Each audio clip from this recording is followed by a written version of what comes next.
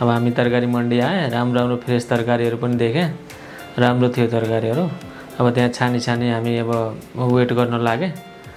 अब वेट गर्दै बिचमा बाँध्दै राख्दै होइन।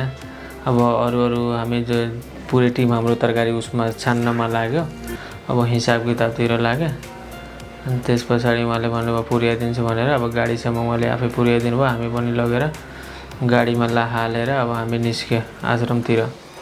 अब हामी पुग्यो आश्रममा जाने बित्तिकै त्यहाँको त्यो जति भाइहरू थियो त्यहाँ बाहिर आएर पुरै खुसी भएर हेर्दै हुनुहुन्थ्यो।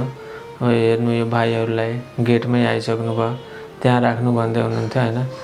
अब त्यहाँ हामी भित्र यहाँको सबै सामान भित्र लग्ने सुरु गरेँ। चामलको बोराहरू, तरकारीहरू अनि सबै अब हरियो तरकारी थियो, सबै भित्र लगेर ट्याक्सी दाइले पनि चामल उतार्न सहयोग गर्नुभयो।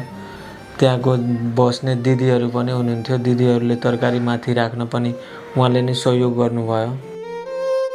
अनि यो साथीहरू, यो भाइहरू जति थियो नि, यो आश्रममा बस्ने सब भाइहरू यति खुसी। यो एउटा भाइले हेर्दै हुनुहुन्छ, उहाँको आँखै छैन, उहाँ पनि पुरै मक्ख खुसी भएर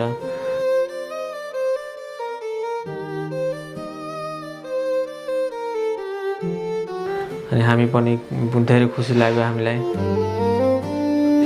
चामलहरू, सब्जीहरू हामी ल्याइदिएका छौँ। अब उहाँहरूले हेर्दाखेरि अब सबै पाङ्गो हुनुहुन्छ, कोही राम्ररी नबोल्न सक्ने, कसैको मानसिक सन्तुलन राम्रो छैन।